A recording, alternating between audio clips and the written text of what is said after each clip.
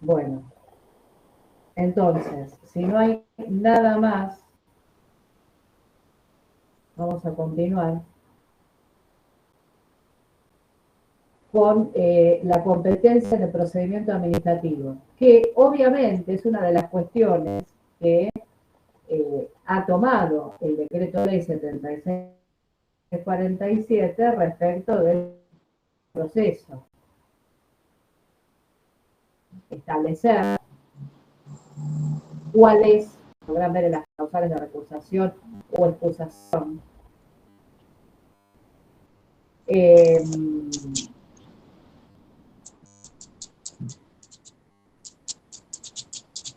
Con respecto a las reglas, es decir, cuando hay un conflicto de competencia, es decir, esto se tomó en base. Hablamos de competencia, perdón, porque hay, tenemos que. Sí, ¿cómo? No sé, ¿alguien preguntó algo? No, profe, me parece que es un compañero que tiene el micrófono activado y no se dio cuenta. Ah, bueno, no, pensé que habían hecho una pregunta. Cuando hablamos de competencia en el procedimiento administrativo, tenemos que hablar de. Seba, te ves el micrófono abierto. Ahí lo Bueno, apago, perdón.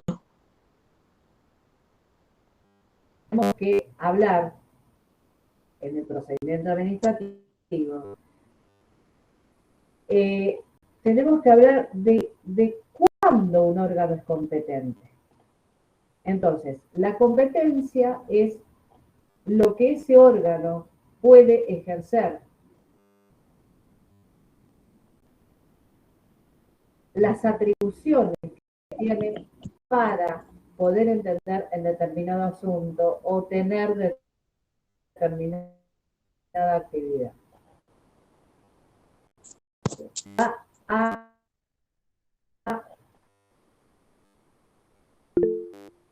determinar de acuerdo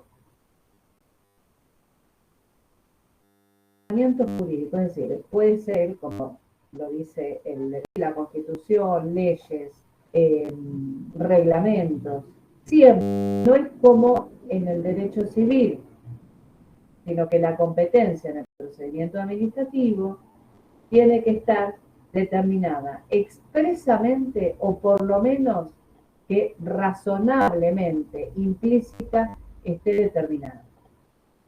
Porque no nos olvidemos que la competencia es uno de los elementos del acto administrativo. Recordemos también eso, porque cuando nosotros vamos a recurrir, ¿qué podemos hacer? Tenemos que ver si ese acto administrativo se dictó en el marco de la competencia de quien lo dictó. Entonces, para esto tenemos que remitirnos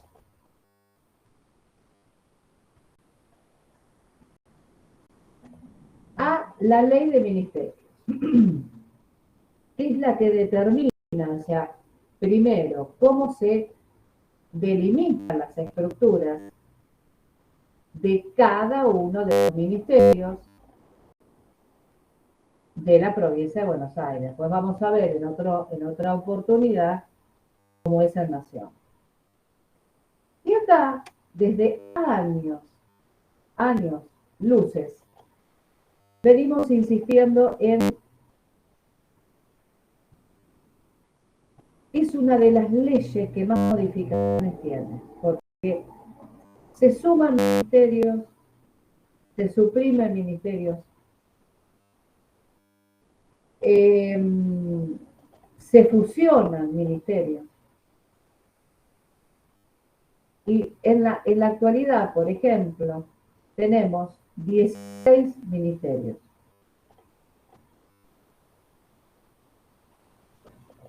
Siempre bregamos porque toda ley de ministerios tiene que ser una ley clara y tiene que tener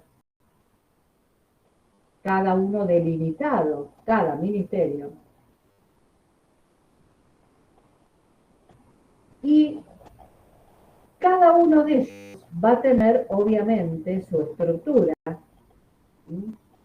Que, por ejemplo, les voy a mostrar, no sé si lo van a ver acá, pero bueno, si esto vemos físicamente, esta es la estructura de, por ejemplo, el Ministerio de Medio Ambiente, que se creó, ¿alcanzan a ver? Bueno, el Ministerio de Medio Ambiente se creó el año pasado, en el mes de diciembre, que antes era la Secretaría, o sea, fue modificándose el nombre de dicho ministerio, pero las actividades eran básicamente las mismas. En su momento era la Secretaría de Política Ambiental, después era el OSPE, que es el órgano de Secretaría de Políticas Ambientales. Bueno, en definitiva, las actividades eran las mismas. Igual que en Nación. Es importantísimo tener un órgano que se encargue de las cuestiones ambientales que, bueno, ahora adquiere el rango de ministerio. Hay, en mi opinión, algunos ministerios que, por ejemplo, con respecto a diciembre del 2019 teníamos 13 ministerios, ahora hay 16. Porque se han agregado el de medio ambiente, el de transporte y el de, me está faltando uno. Creo que es de cultura, algo así. No, el de cultura es un ente autárquico que se creó hace muy poco, que depende directamente del Ejecutivo. Pero sé que el ministerio que usted está nombrando ahora es el que está en cabeza de Saintud. Sí, es ese. El de cultura, pero no es un ministerio. Tiene el carácter. Ay, por favor. Los ruidos son. Es un instituto que se creó también en diciembre, pero es un ente autárquico. Que depende directamente del Ejecutivo. También se aprobó sobre tablas un órgano que viene a reemplazar o que le sacó funciones a la Dirección de Personería Jurídica. Que en realidad fue este proyecto, en esa cuestión se aprobó sobre tablas y realmente le sacó muchas funciones a la Dirección de Personería Jurídica.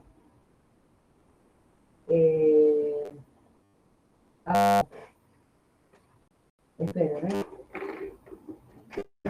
entre las valijas y todo es un lío esto.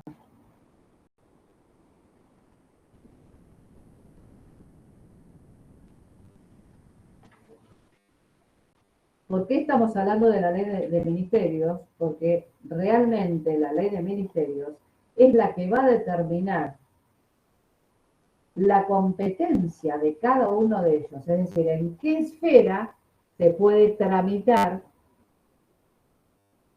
una cuestión. ¿Cuáles son las funciones que va a tener cada ministerio? Las políticas llevadas a cabo por cada uno de ellos. Esperen, es uno de los últimos.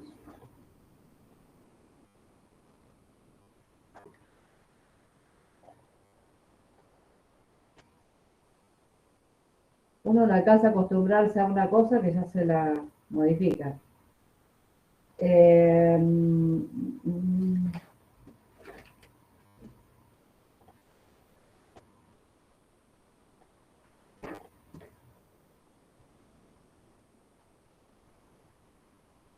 Bueno, se me perdió.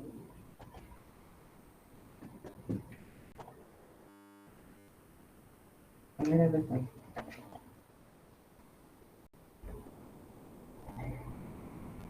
Bueno, uno de los que se agrega es el Ministerio de Hábitat y Desarrollo Urbano, el de Transporte y el de Ambiente, que ya lo había dicho.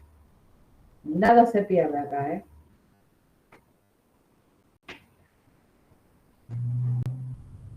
Justo estaba haciendo una presentación.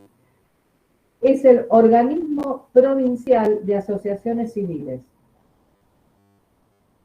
Es el que se agregó en el artículo 47.4 de la de ministerios. Es una entidad autárquica de derecho público con dependencia directa del Poder Ejecutivo. Y bueno, realmente es una... No estoy de acuerdo con este órgano, que se creó así, sin discusión de nada, pero por ley, en esta última ley, 15.309, que es la última modificación que tiene la ley de ministerios. Es decir, el tema no es sumar ministerios, sumar entidades autárquicas, cuando ya existen organismos que funcionan y que por ahí podemos cuestionar algunos lo que hace dirección de personas jurídicas, pero bueno, tampoco es la cuestión que se vote un organismo con, digamos, de una importancia considerable y sobre tablas, ¿no? Requiere una discusión, si es conveniente o no, por qué se sacan esas funciones de un organismo y por qué se les dan a otro. Bueno, además, los ministerios que se han sumado, sacando el de medio ambiente,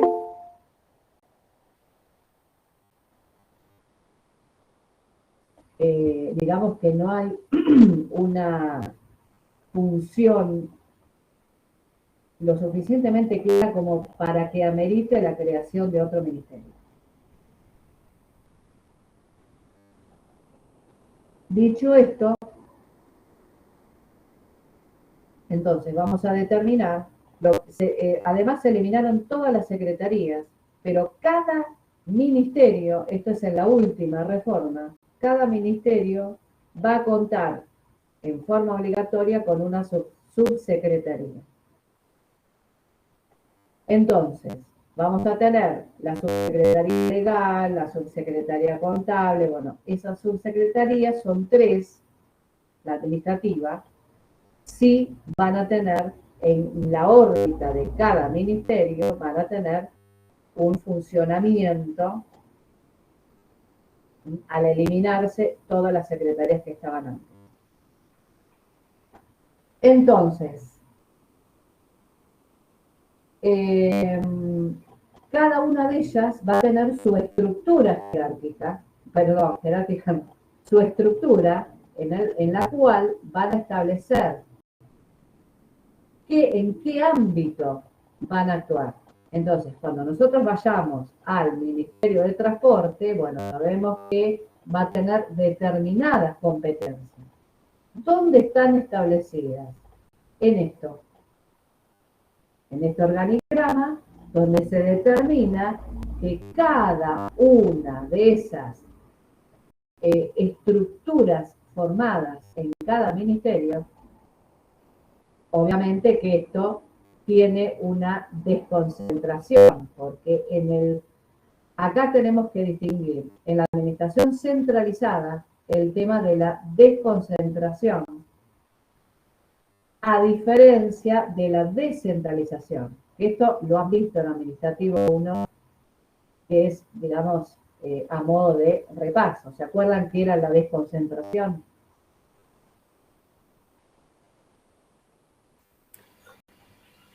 la delegación, como delegación de funciones de un órgano superior a otro, pero dentro del mismo ente. O sea, dentro del Estado municipal, digamos, sus direcciones y eso. Sí, esa es otra cosa. Digamos, se permite dentro de una estructura centralizada,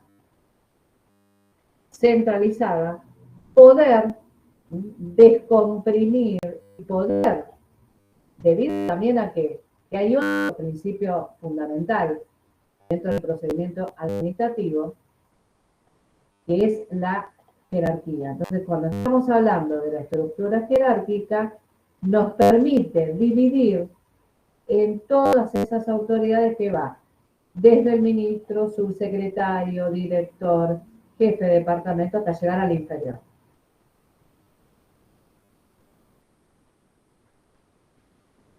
Eso por un lado. La descentralización es otra figura que se crea, que no tiene nada que ver con la estructura, la desconcentración que corresponde a las características, a la dinámica que hace dentro del procedimiento administrativo. La descentralización es una figura distinta, como el instituto que les acabo de decir, que ya me olvidé el nombre, el de asociaciones civiles o el instituto cultural. Son entidades nuevas, diferentes, autárquicas, que tienen personalidad propia. Entonces, cada uno de estos va a tener, por supuesto, ¿y por qué nos interesa a nosotros el tema de la competencia en la práctica? Porque vamos a ver si ese funcionario está autorizado para dictar ese acto administrativo.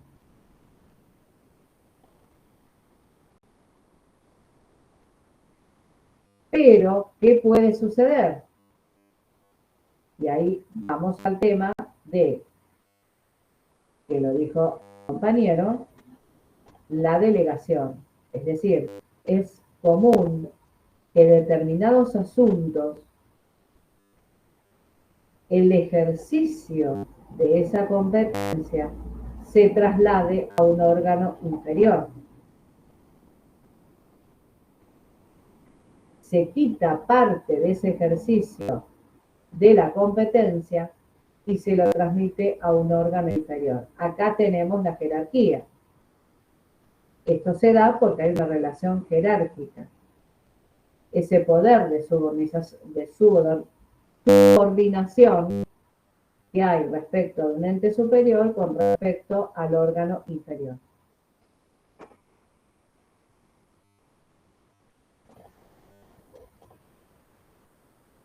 Entonces, en la delegación, ¿qué va a suceder? Va a delegar parte del ejercicio.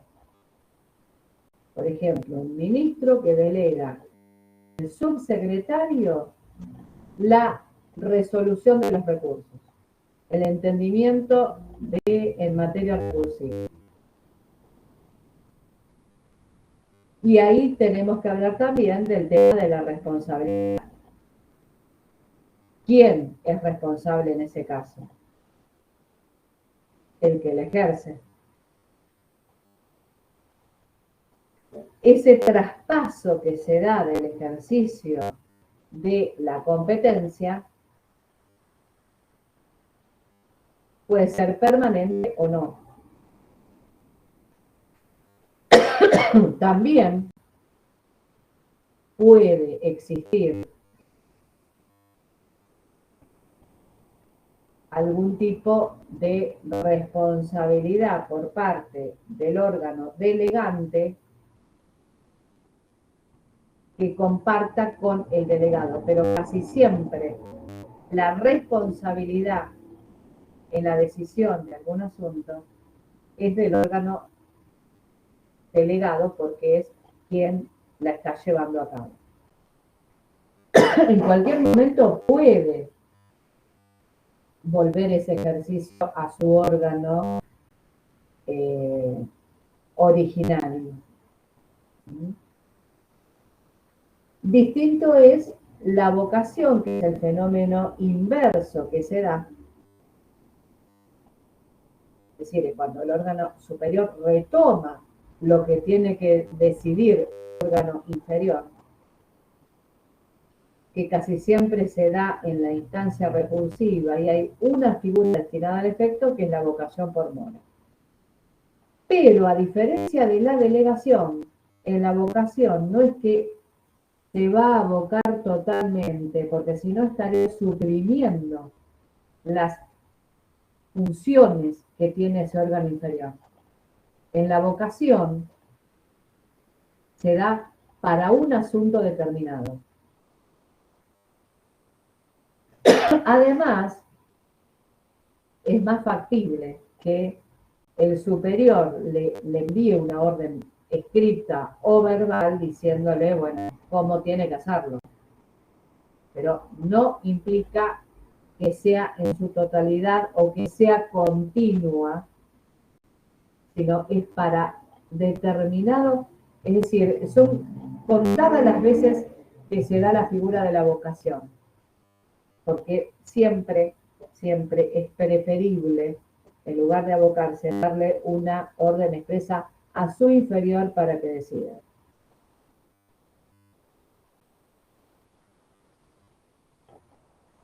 ¿Cómo podemos clasificar a la competencia?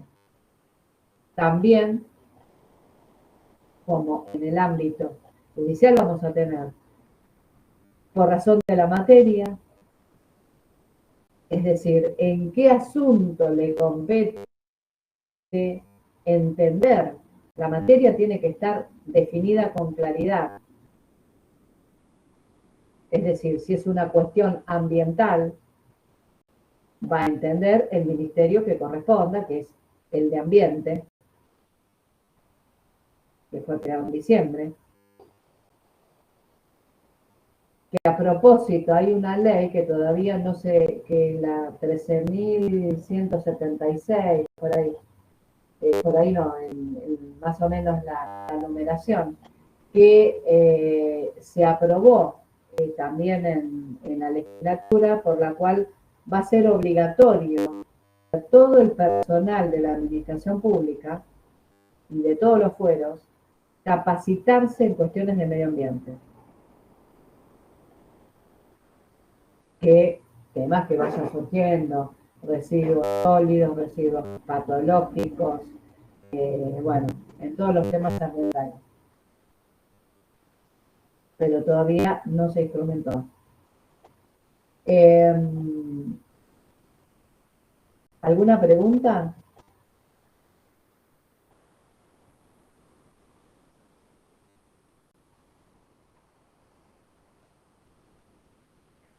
Bueno, entonces, digamos que, siguiendo con el ejemplo de medio ambiente, recepta todo lo que venían haciendo o las funciones que tenían los órganos anteriores, que era la Secretaría de Política Ambiental, que trabajaba muy bien, y el organismo, bueno, había cambiado la denominación, Organismo para el Desarrollo Sustentable, que era la continuación, o sea, cambian los nombres, pero la materia en sí es la misma. Y hay mucho por hacer en materia ambiental.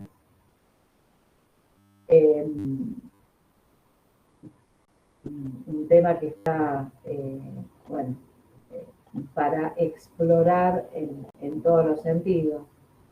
Entonces, bueno, la competencia material, la competencia territorial que se da, hay órganos que tienen su distribución territorial. Por ejemplo, en el sentido de, respecto a para dar un ejemplo, ¿no? La Agencia de Recaudación de la Provincia de Buenos Aires, cómo se distribuye en el mapa de la provincia. Bueno, esa división que se hace con respecto a las circunscripciones, ¿no? se divide en sugerencias en la actualidad y de acuerdo a donde se produzca el hecho imponible o la actividad que tiene cada sugerencia, se va a dividir geográficamente. Tenemos la sugerencia La Plata, la sugerencia La Matanza, Morón, Vicente López. Bueno, cada una va a tener, cada división geográfica va a tener su función. Es decir, el de La Matanza no puede expedirse respecto a una cuestión que le competa a la sugerencia La Plata y viceversa. Entonces, esto se da en forma muy nítida en este ente autárquico, pero también se da en otros. Después tenemos la competencia por razón del tiempo, que generalmente esas competencias son permanentes. Y la competencia en razón del grado, obviamente acá es donde vamos a ver los grados que hay. Es decir, acá nuevamente hablamos de la estructura jerárquica. Es decir, es donde de forma bien nítida se ve cómo opera la administración pública. ¿Dónde voy? ¿A quién le corresponde decidir determinada cuestión? Y bueno, esto también nos tiene después, lo vamos a ver bien cuando veamos la parte recursiva. ¿Quién va a decidir determinado recurso teniendo en cuenta la estructura jerárquica? Ahora bien, las contiendas pueden producir dentro del procedimiento administrativo. Obviamente eso lo van a ver en la ley, no hay mucho más para agregar. Simplemente tengan en cuenta que en materia de competencia en el procedimiento administrativo, cuando se produce entre dos autoridades o dos ministerios, siempre va a resolver el superior, como los conflictos que suceden a nivel judicial.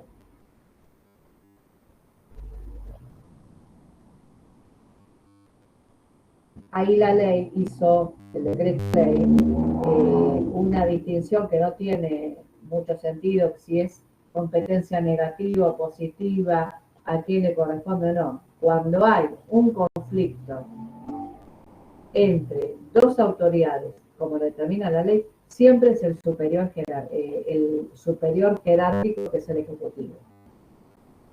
Suelen darse algunos problemas de competencia, y máxime con la cantidad de ministerios y órganos nuevos que existen. ¿Alguna pregunta? Por ahí vamos a hacer un trabajo sobre la estructura orgánica de determinado ministerio.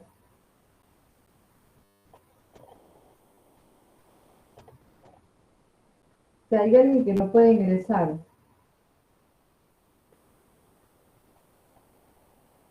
Ah, no, ya está.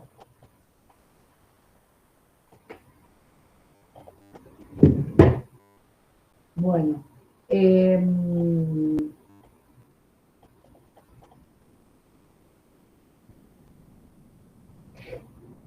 ¿Alguna pregunta sobre esto? Por ejemplo, si hay un conflicto entre dos subsecretarías, resuelve el ministro. ¿Eso quiere decir? Sí. Ah, está. Lo que se eliminaron, me quedé pensando porque lo que se eliminaron son todas las secretarías. Pero sí cada... Claro, por eso te decía, entre dos subsecretarías resuelve el superior inmediato, que es el ministro. Exacto, Y si es entre dos direcciones, resuelve la subsecretaría. sí, siempre mi superior. El inmediato superior. En este caso sí, porque, digamos, la ley dice el Ejecutivo, pero ¿qué pasa? Que el Ejecutivo delegó muchas funciones en los ministros. Entonces tenemos que tener en cuenta eso también. Por ejemplo, el recurso jerárquico que agotaba la vía administrativa, que lo resolvía el Ejecutivo, hace años que hay una normativa, un decreto que determinó eso lo delegaba los ministros. O sea, con la decisión del ministro agotaba la vía. A partir del año 2004 aproximadamente, porque antes sí o sí lo resolvía el Ejecutivo. Entonces son cuestiones que se han ido resolviendo de otra forma. Yo creo que a veces se justifica y otras no. No estoy de acuerdo con eso. Es decir, yo soy bastante crítica y bastante objetiva cuando tenemos que examinar las normas, examinar sobre todo el contenido de cada uno de ellos, las funciones que tiene, y especialmente últimamente lo que estoy notando que la legislatura está aprobando cualquier cosa. Después lo vamos a ver con el tema de notificaciones, que no tienen la claridad ni siquiera en los fundamentos de las leyes que se van sancionando. Y realmente tendría que ser por ejemplo, ¿no? Desde la época que yo estaba, que no hace muchos años, como asesora de un diputado, me acuerdo que en las reuniones de las distintas comisiones se reformaba determinada ley y no se tocaba los fundamentos, no se revisaban los fundamentos. Con lo cual se originaba una discusión porque si uno va al cuerpo de la ley tiene que estar adecuado con lo que dice el fundamento de la ley. El fundamento que es como la motivación del acto. Entonces, si yo tengo una ley que dice una cosa, el fundamento dice otra, era un error grosero, ¿no? Y pasa con muchas leyes que uno tiene que leerlo, las últimas leyes, que leer varias veces para, no, o sea, uno leía una vez una ley y ya estaba, era claro lo que determinaba. Pero ahora digamos que no se entiende por ahí algún párrafo o el sentido de lo que tiene que determinar esa ley, y mucho menos el fundamento, muy básico, digamos, ¿no? No hay, por ejemplo, no se fundamenta por qué la creación de algún instituto, cuando ya está inmerso en funciones de otros organismos. Entonces, con el tema de lograr la eficiencia de la administración, no es así. Entonces, a veces se superponen también funciones con respecto de un ministerio con el otro, o de un órgano con el otro. Lo cual, bueno, se dificulta un poco más la interpretación. Pero bueno, es así.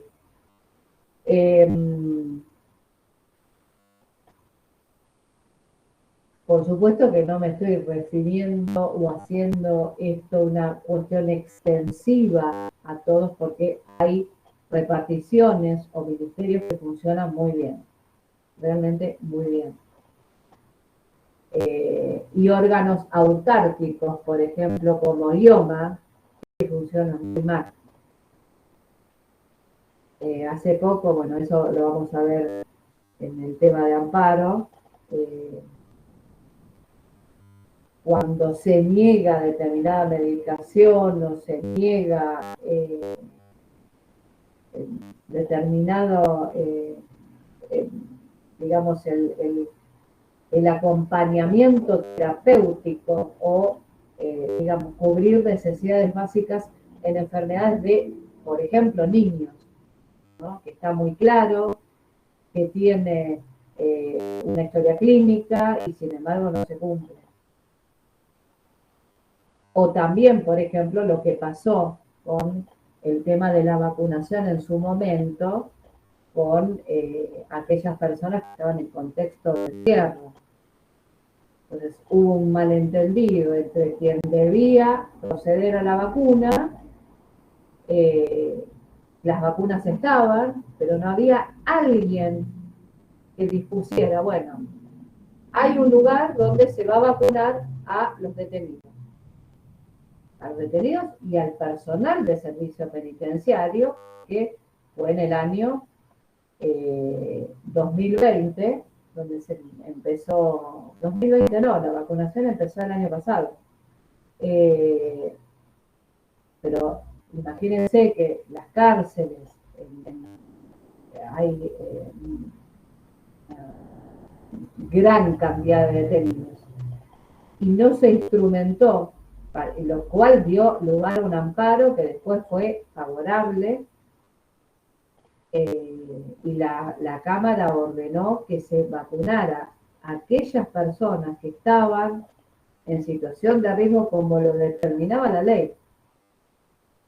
Tenían ciertas patologías y además tenían que vacunarse todos los detenidos, porque la propagación de la epidemia, bueno, determinaba que así se evitaran más contagios.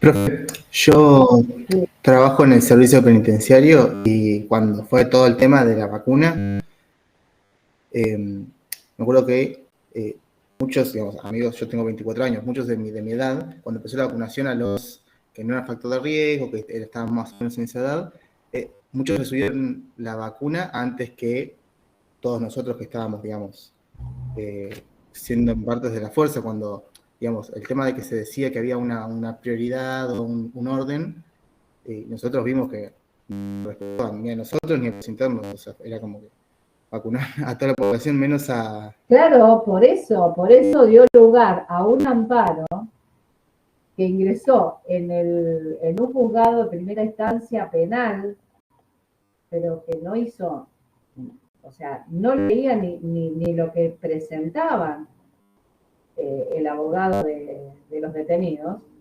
y realmente, o sea, uno que tiene que hacer en ese caso, empezar a vacunar a los que están en ese contexto, y justo iba a mencionar al personal de servicio penitenciario que está en contacto permanente, y también un plan estratégico en cuanto a los detenidos. Entonces, había pasado el tiempo hasta que llegó a la Cámara y en primera instancia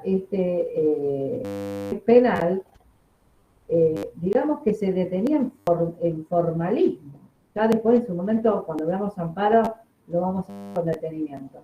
En determinado formalismo, que si él daba lugar a la cautelar, se iba a decidir la cuestión de fondo. Bueno, en definitiva, pasaban los meses. Y como dijo, no sé cómo es tu apellido. Benítez Macía. Bueno, como decías vos, pasaban los meses, toda la población tenía la primera dosis y las personas en contexto de encierro no habían recibido la vacuna.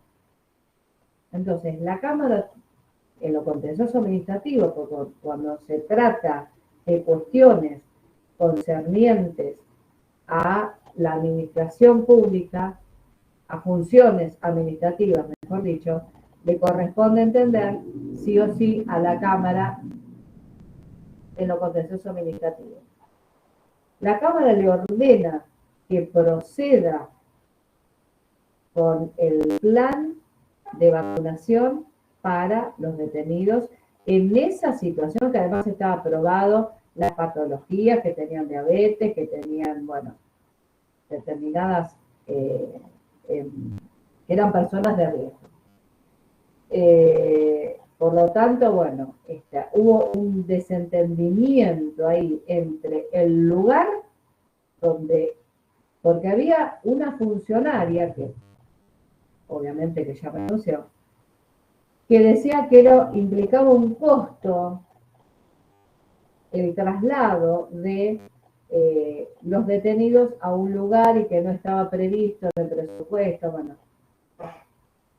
O sea, es una cuestión de planificar y ejecutar algo, ¿no? Era costoso el traslado, entonces tenía que ir un médico a vacunarlos a la unidad, es decir, no era algo tan problemático como para llevarse a cabo. Bueno, en fin, son cosas que sucedieron y que, bueno, y realmente se los vacunó. Pero primero toda la población, ¿no?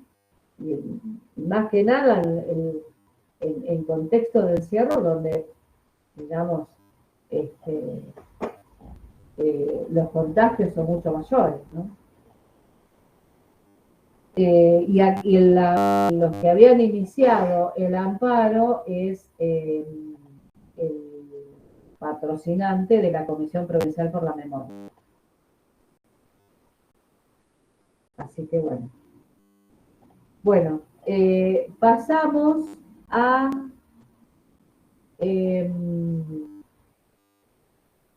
¿hay alguna pregunta que quieran hacer?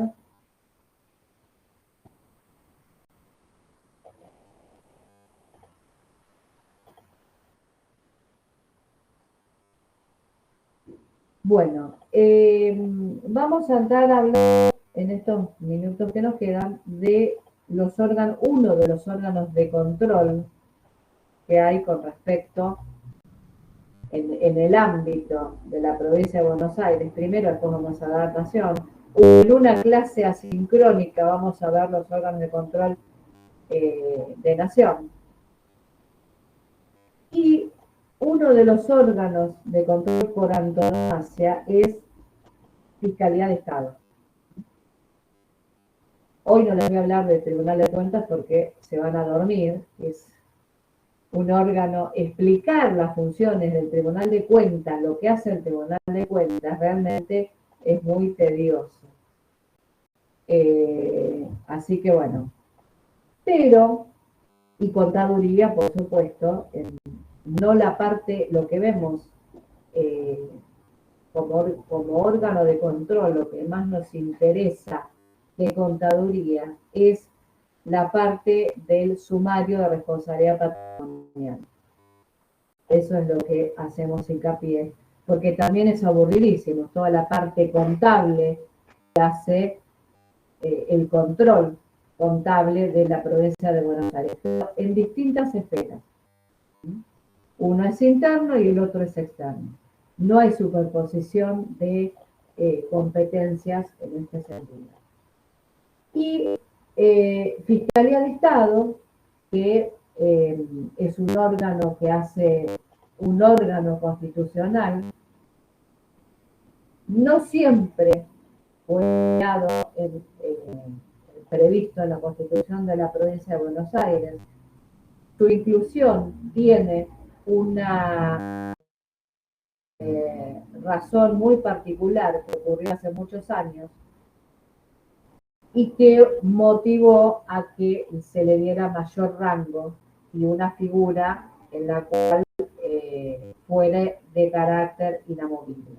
La razón fue que este órgano, que en principio era el fiscal de gobierno, tenía algunas similitudes o atribuciones un tanto confusas, digamos que se lo tenían como un órgano que asesoraba al Ejecutivo, pero en realidad su función era otra y siempre otra, que es controlar al Ejecutivo. De hecho, hay un caso que marcó un antes y un después para Fiscalía de Estado. ¿Por qué? En el año 1879 se da un fallo, que es la causa Fagioni, en donde Fiscalía determina, aconseja que la venta de unas tierras públicas en el interior tenía que hacerse por remate público. El Ejecutivo de ese entonces, ¿qué es lo que hace? Hace una venta directa. ¿Qué es lo que sucede a partir de este hecho? O sea, Fiscalía se opone, va a la justicia, a la Suprema Corte de Justicia, la Suprema Corte de Justicia le da la razón a Fiscalía, diciendo que está dentro de sus atribuciones objetar lo que el Poder Ejecutivo había determinado. Bueno, ¿qué es lo que pasó como consecuencia de esto? Como era de carácter legal, se suprime la figura del fiscal de Estado en la ley de presupuesto que aprobaba la creación de la misma, se lo suprimió y estuvo aproximadamente 6 años o un poco más sin la figura del fiscal de Estado. Es recién en una constitución, en la de 1889, donde se la incorpora por primera vez a la Fiscalía de Estado. ¿Para qué? Para darle el carácter de inamovible, que no pudiera suceder lo que había sucedido en ese entonces. Es decir, no me gusta que me controlen, te suprimo. Y es un órgano importantísimo porque, digamos, tiene, por supuesto, es un órgano de control que controla los actos del Ejecutivo, porque lo que le interesa a Fiscalía es la defensa del patrimonio fiscal. Nada más y nada menos. Entonces, la razón de ser de su posicionamiento en esa época era, no, yo defiendo el patrimonio fiscal, no al gobernador que se opone. Obviamente que el enemigo acérrimo de este órgano, Fiscalía de Estado, fue Varela, el redactor del código, porque, digamos, se oponía a que el fiscal pudiera rebatir los actos del Ejecutivo. Incluso se oponía también cuando se discutió en la Convención Constituyente de la Constitución de 1889, de incluirla como órgano de control, también se oponía, bueno, por las razones que ya les he mencionado. Entonces, no solamente defiende el patrimonio fiscal, que es, digamos, la razón de ser de este órgano de control, sino también la representa en juicio. Cuando hay un juicio contra la autoridad administrativa, no solamente contra el Ejecutivo, sino contra cualquiera de los órganos, quien va a tener la representación del fisco va a ser el fiscal de Estado.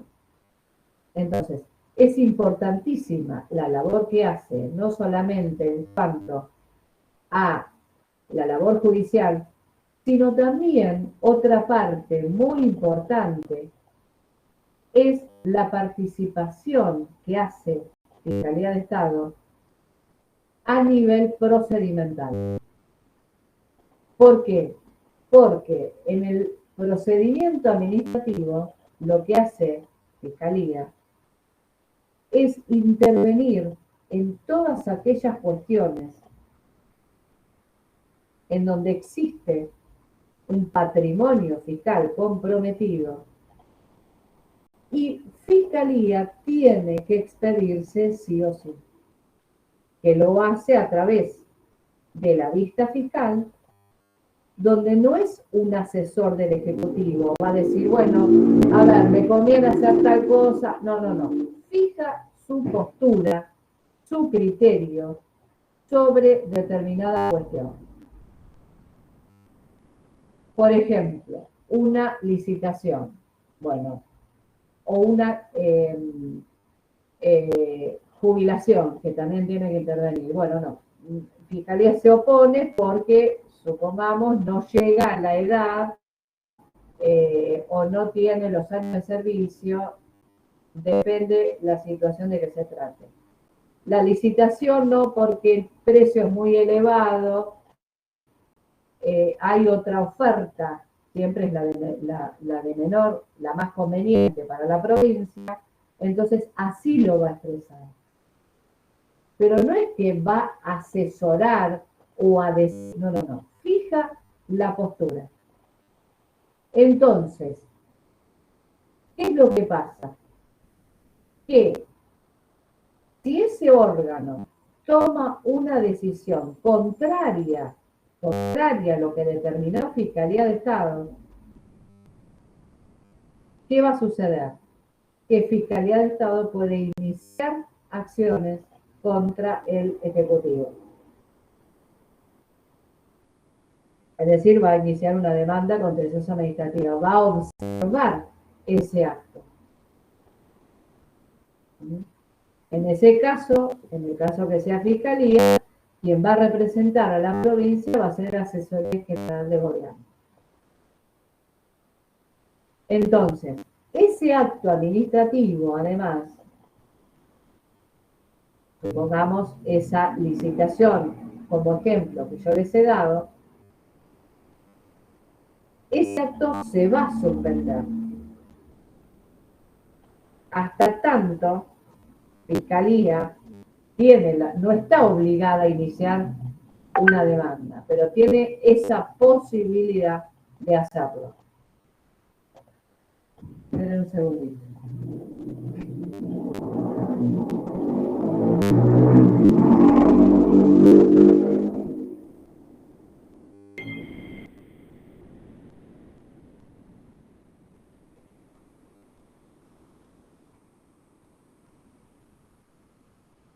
¿Entienden?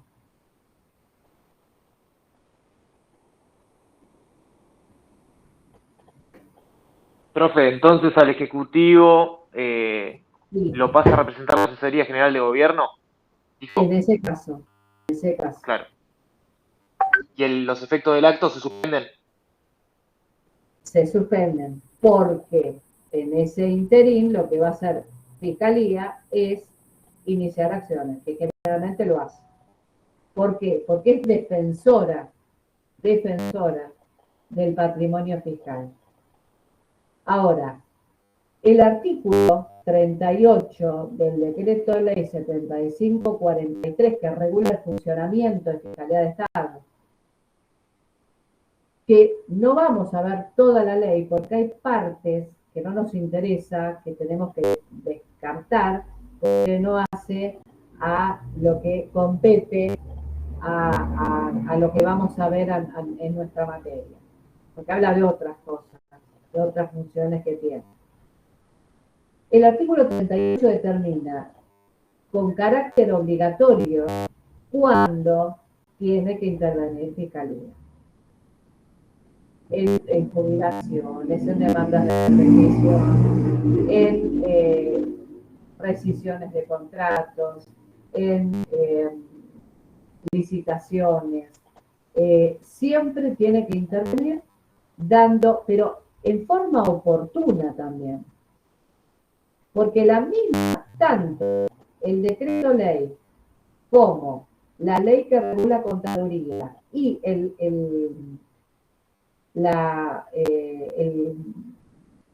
decreto 7543 determina cuándo tiene que intervenir fiscalía, cuando se dictó el acto final, sino antes. Y a veces, por ignorancia, porque no hay otro calificativo, a fiscalía le llegan las actuaciones cuando ya se dictó el acto. Entonces, eso está mal. ¿Por qué? Porque fiscalía tiene que intervenir antes. ¿Para qué? Para emitir su posición, dictar su posición dentro de ese procedimiento.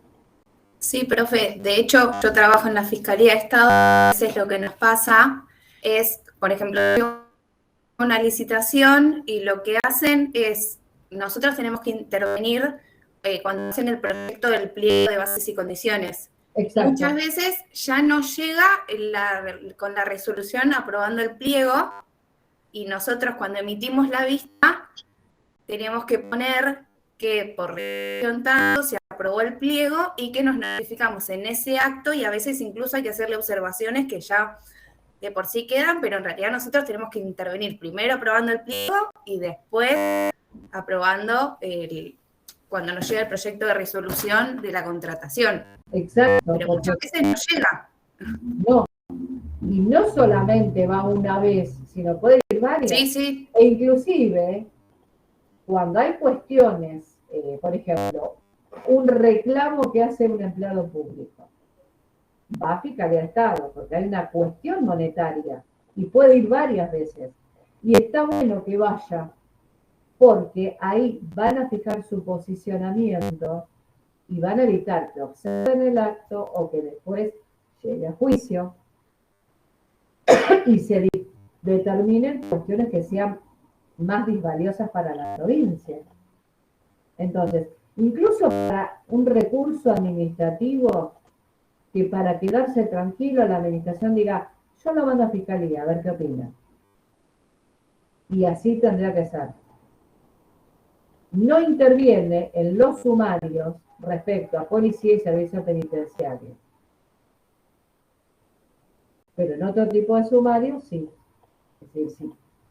Puede, y que además no tiene por qué coincidir con lo que la autoridad administrativa decide. Porque muchas veces se repite lo que dice, por ejemplo, en el proyecto, bueno, se determinó que estar de acuerdo con una empresa, siguiendo el ejemplo de la licitación. Pero puede decir que no. O sea, el criterio de fiscalía puede ser contrario al de la autoridad administrativa. Y eso lo dijo en algún momento un fiscal cuando dice su opinión tiene que ser objetiva. ¿Por qué? Porque tiene que imperar la legalidad. Y esa legalidad a veces se aparta de lo que dice la autoridad administrativa. Puede ser que coincida hasta con el administrado. Porque existe algún tipo de prurito de que Fiscalía siempre va a decir lo mismo que dice la autoridad administrativa. No. Tiene que ser objetivo. Y obviamente que si dice una cosa en el procedimiento administrativo, después no puede argumentar lo contrario en el juicio respectivo. Sí, de hecho, por eso también muchas veces cuando no se está de acuerdo, perdón el ruido, cuando no se está de acuerdo, nosotros lo que hacemos es emitir un previo ante la vista, pidiendo justamente aclaraciones de distintas cuestiones, y capaz antes asesoría y contaduría le habían dado el aval, y nosotros decimos, no, antes del dictado del acto queremos aclaración o fundamentación de las autoridades, por qué tanta plata, Exacto. o por qué otra cosa, y después vuelve y ahí vemos de emitir la vista. O muchas veces también pasa que asesoría y contaduría dicen que sí, nosotros no estamos de acuerdo, y el último párrafo aclaramos que queda bajo exclusiva responsabilidad de los funcionarios intervinientes el dictado del acto, susceptible de, bueno, de iniciar acciones en caso de que genere un perjuicio al interés fiscal. Sí, no tiene por qué ser coincidente con asesoría, que es un órgano de asesoramiento del Ejecutivo. No tiene por qué ser coincidente, y también contaduría, que es un órgano de control. O sea, pueden tener diferentes criterios. Incluso cuando veamos contaduría puede no coincidir con el Tribunal de Cuentas. Pero cada uno tiene que actuar con objetividad, porque si no pueden existir problemas. Es decir, si se va a la justicia, ¿qué puede determinar? Que el criterio, es decir, el funcionario no respetó, y bueno, en el juicio será donde cada uno probará lo que tenga que probar, ¿no? Pero ya fijó su criterio. Entonces es importantísimo el rol de Fiscalía de Estado. Que por otra parte, bueno, tenemos, me olvidé decir las autoridades, en afán de decir, bueno, ¿qué es lo que hace? Es el fiscal de Estado, que además tiene un fiscal adjunto y varias subsecretarías. Cada una va a tener una competencia a su cargo, que es la subsecretaría de contencioso, la de herencias vacantes, sí, la de créditos fiscales y tributarios, que se encarga de todos los apremios en el ámbito de la provincia de Buenos Aires, donde hay en ese sentido una descentralización de acuerdo a cada departamento judicial de la provincia de Buenos Aires. Va a haber una delegación de Fiscalía de Estado, y que además va a actuar en ese sentido con apoderados fiscales, que son personal externo, abogados que van a tener una cartera de juicios, pero que no corresponden al plantel permanente de Fiscalía de Estado. A su vez, el fiscal va a delegar en esas funciones en todos los apoderados que tiene, que son bastantes, ¿no? Hay la sala contenciosa, ya la dije, la de créditos fiscales, la de herencias vacantes, y me estoy olvidando. Hay una que es específica de las expropiaciones que se dan en el ámbito de la provincia, y después está, no recuerdo que la otra subsecretaría, pero bueno, la que tiene ahí preponderancia es, ahí en la sala contenciosa estás vos. Contencioso administrativa en la 1, porque hay 1 y 2, es como la subsecretaría 1 y 2, judicial, que hay también 1 y 2. Que en una está Seara, claro, en la 2. Y en la otra está Esteban Romero, que es en la que estoy yo. Claro. Sí, digamos que eso fue una de las últimas reformas, porque antes la sala contenciosa tenía era una sola sala. Pero bueno, de acuerdo a las actividades, al crecimiento de los juicios contra la provincia, se creó la sala donde está el doctor Seara. ¿Hay alguna pregunta? Bueno, después, al correr de los años, lo que como la intervención que se da dentro del procedimiento administrativo es una función de carácter legal. Porque lo que dice la Constitución es que se garantiza la inamovilidad del fiscal de Estado, que representa a la provincia en los juicios y que defiende el patrimonio fiscal. Pero no habla de su participación en el procedimiento. Entonces, al querer retasear las funciones de Fiscalía de Estado, en algún momento, en algunos años, esta función que tenía fue suprimida, ¿no? Como pasa siempre, bueno, el órgano de control controla demasiado, Fiscalía controla demasiado, entonces se suprime. Esto hace años, ¿no?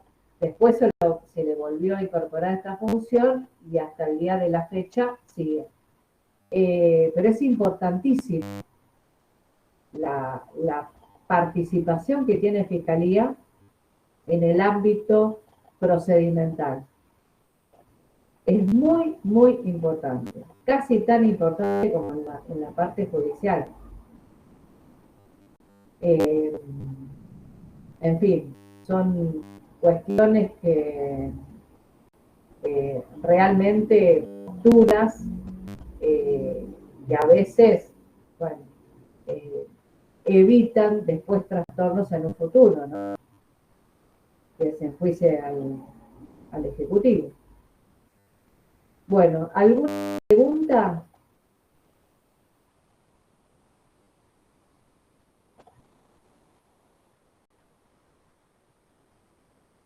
Porque ya, ¿qué hora